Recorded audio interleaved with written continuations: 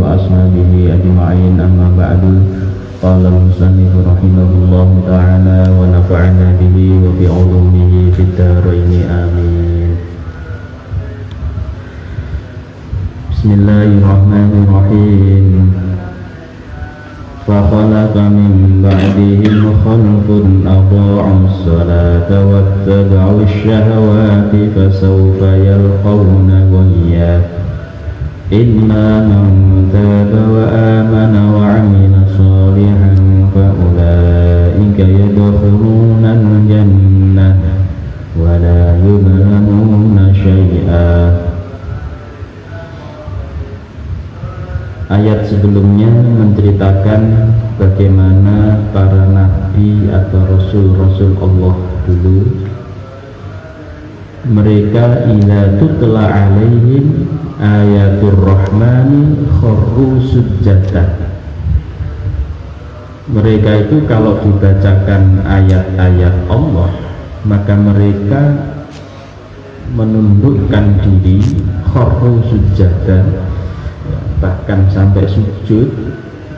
Ini bentuk atau simbol dari penghambaan manusia terhadap Allah, simbol membesarkan Allah. Mereka seperti itu, para nabi, para rasul Allah.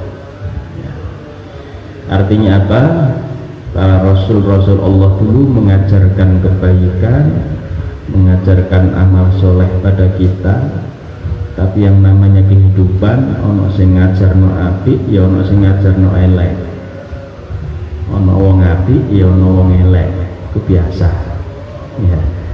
Dari dulu begitu, sudah sunatullah, sudah hukum Allah, gak terus apik kabeh. Orang itu tidak terus baik semua, tidak. Bahkan tiba tadi dalam komunitas yang kelihatannya orang baik, itu ada orang jelek. Itu sudah bagian dari sunatullah. Nah, di sini juga begitu. Fa khalafa lanjutannya ini. Fa khalafa mongko ganti min ba'dihim saking sawise kaum khalfun sapa golongan abau kang padha niat-niataken sapa khalfun as-sholata ing salat. Bitarkiha kelawan ninggal salat kal Yahudi kaya wong Yahudi wan Nasara lan wong Nasrani. Setelah para rasul tadi itu, ada segolongan orang yang justru menjauh dari perintah Allah. Di antaranya apa? Tidak mau sholat. Inti dari perintah Allah itu ya ini, sholat ini mas. Sehingga paribasane sejelek apapun kita itu, yang penting itu sampai ninggal sholat.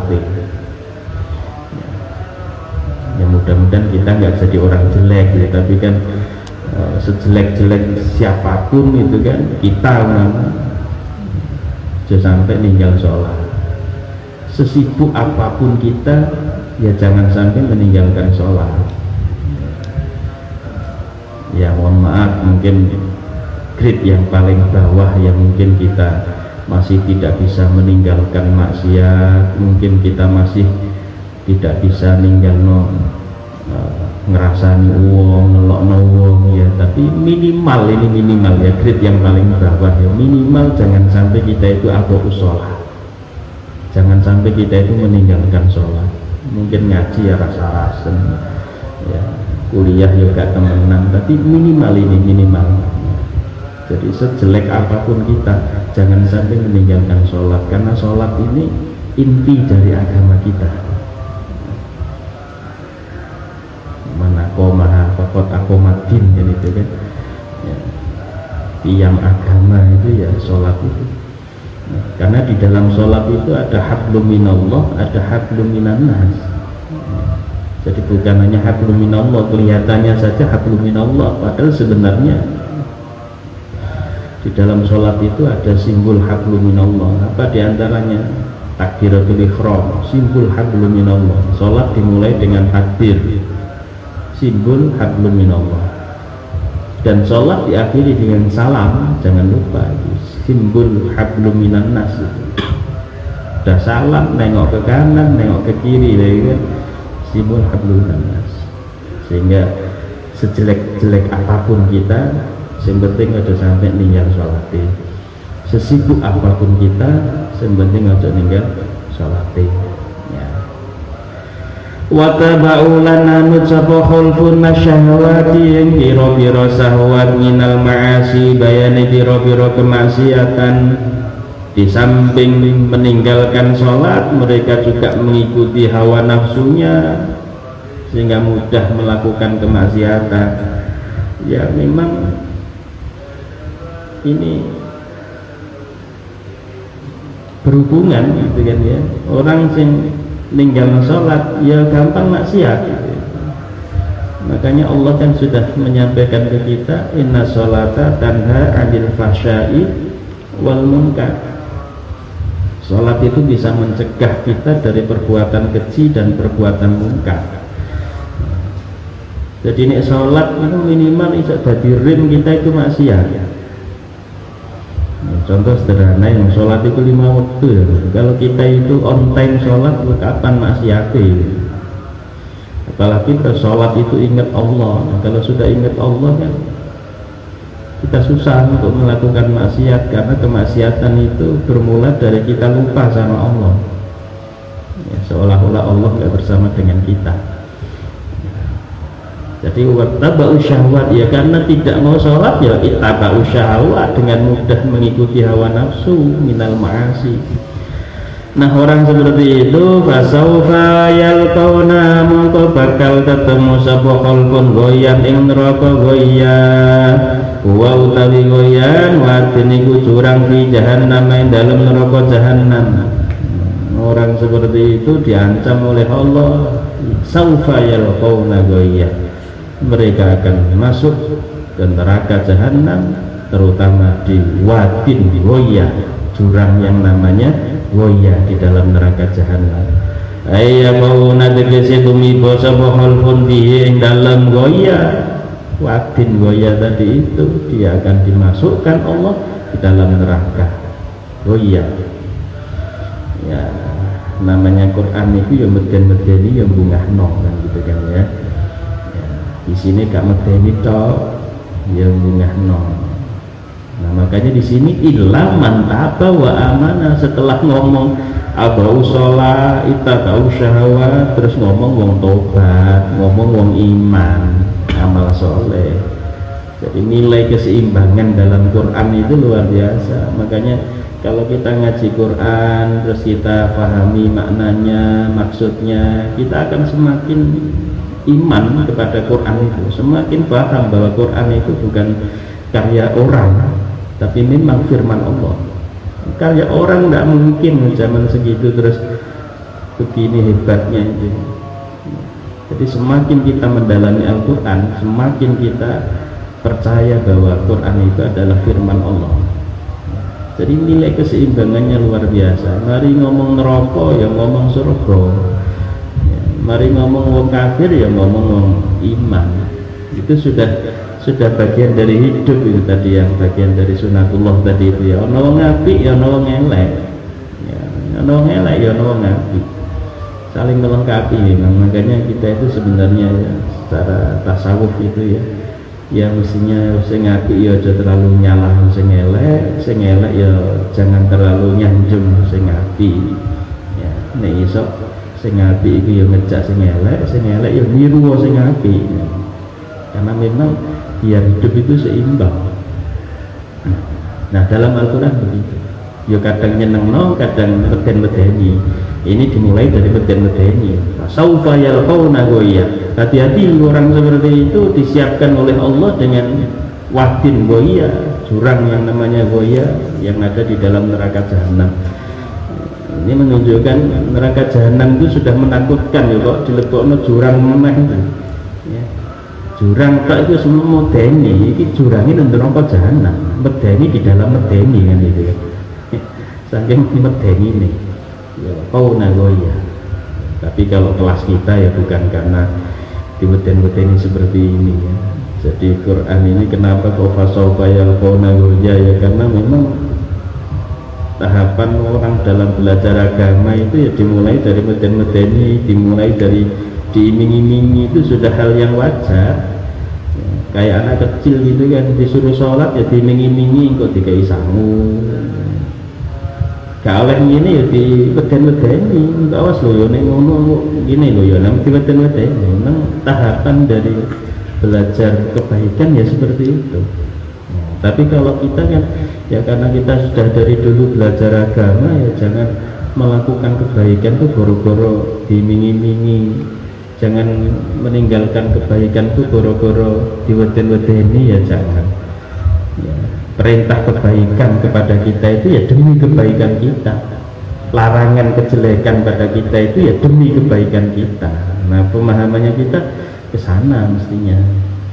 Makanya dalam Quran kan in ahsantum li anfusikum, kalau kita berbuat baik pada orang lain maka sebenarnya itu berbuat baik pada diri kita.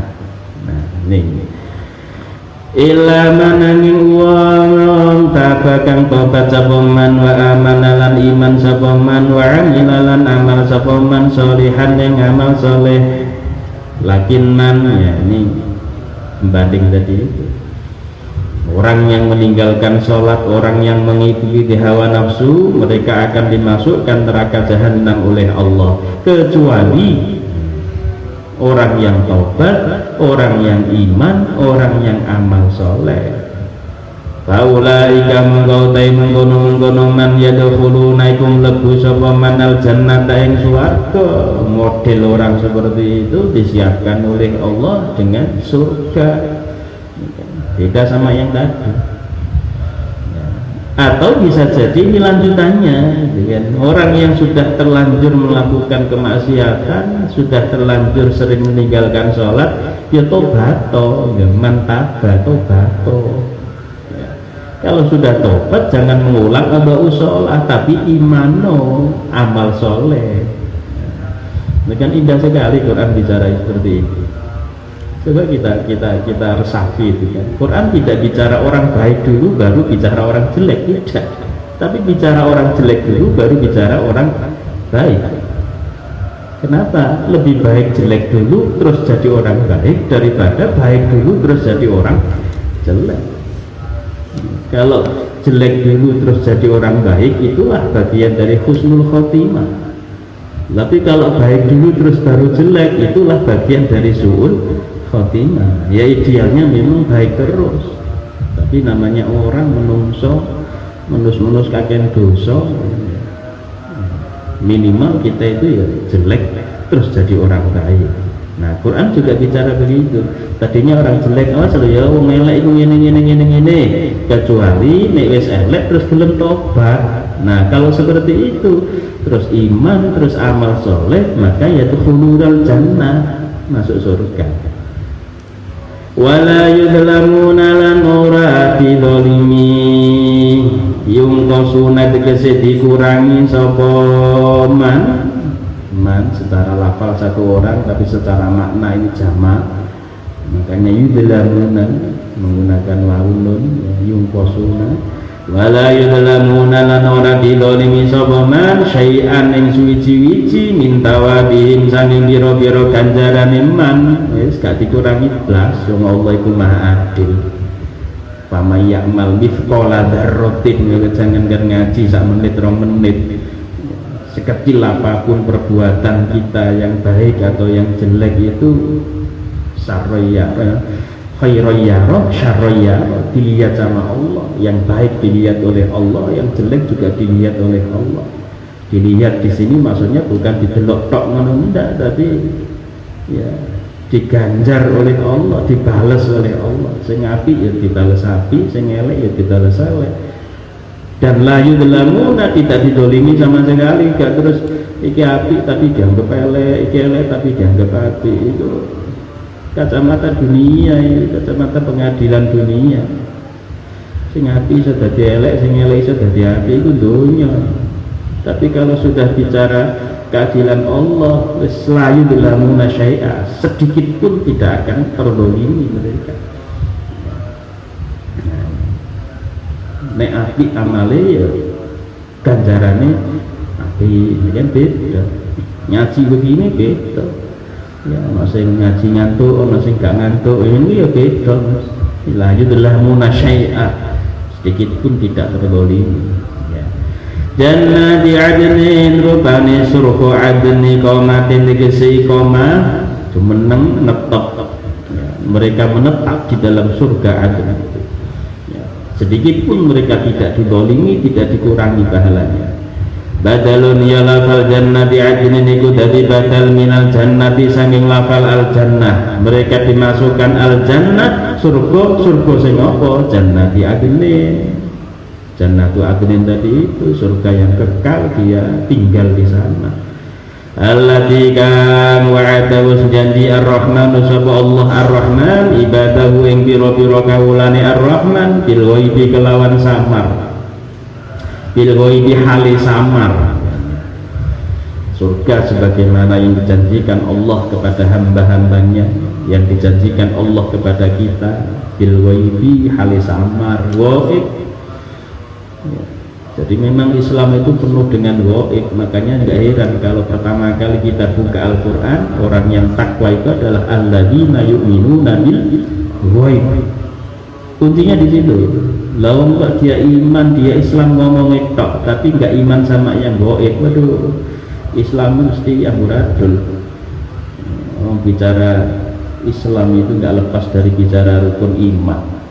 Rukun iman itu goib kabeh, goib kabeh. Mulai dari iman kepada Allah goib, sampai qada qadar hari kiamat itu goib kabeh. Sehingga alladzina yu'minuna bil ghaib itu maknanya ya rukun iman itu. Jadi orang bertakwa itu ya, iman kepada yang 6 rukun iman itu ghaib kabeh, termasuk surga ghaib.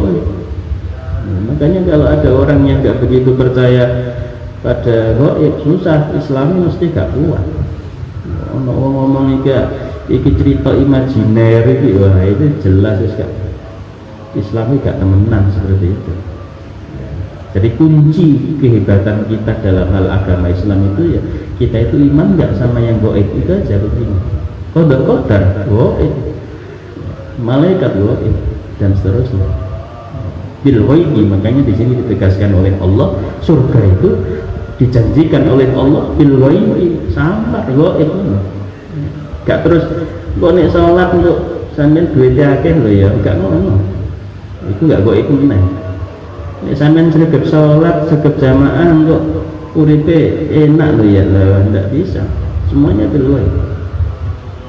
Makanya kalau kemudian kemarin Pak Ali sregep jamaah kayak gitu kan ya, nek subuh kadang nek kana sampean ya beliau sing ngadan dhisik. Boleh aku mau sing ngadan ya. Karena saya tadi ingat kan Pak Ali biasanya ngadan ya Pak Ali. Jamaah sregep. Ngaji ini sregep. Nah, tapi kok ya kemudian sedo duluan ya, nggak ada kaitannya. Sregep ngaji, sregep ibadah, terus uripe enak, terus nggak ada kaitannya. Kenapa? Karena janjinya Allah itu bil ghaib, terutama nanti di akhirat. Gak terus sregep ngaji kok duitnya akeh, sregep sholat kok panjang umur, ya nggak ada kaitannya itu. Jangan terjebak dengan pragmatisme yang seperti itu nanti merusak pada keimanan kita.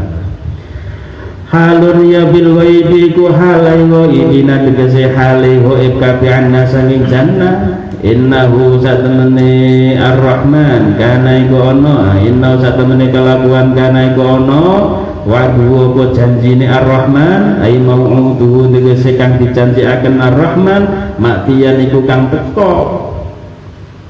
Bimakna abian kelawan makna abian kang teko wa asluhu tawi asale matiya maktuyun niku lafal maktuyun, asalnya matiya itu adalah maktuyun, yaknya didomah di belakang itu enggak boleh, jadi disukun jadi maktui gitu ya, enggak bisa maktui ada wawu sama ya jejer, apalagi kodo mati nih wawu ini diganti ya, wawu diganti ya maktui itu enggak bisa. Didomah maringono iya, nah domah diganti kasroh mati. Ada 2 huruf double diidghamkan, dimasukkan sehingga jadi maktiyah itu ya. Ai mau'uduhu tege utawa au mau'uduhu utawi ya, hafalnya itu ya. Mautuhu tawi janjine Ar-Rahman huna ing dalam kene al jannati ku swarga. Yati bakal teko ing swarga ahlu apa ahline swarga. Nah, itu dijanjikan oleh Allah, tapi bil ghaib. Nanti sampean kalau begini masuk surga loh ya. Nah, itu bil ghaib. Janjinya Allah itu ghaib. Jangan terus dianggap ini cerita imajiner, ini masuk cerita masa depan yang kita belum tentu mengalami ya. Itu kacamatanya kacamata ilmu dunia, bukan kacamata keimanan. La yasma'una fiha wallahu a'lam bishawab. Ihdinas siratal mustaqim. Ana tariq wa tasami Allahul hadi. Assalamualaikum warahmatullahi wabarakatuh.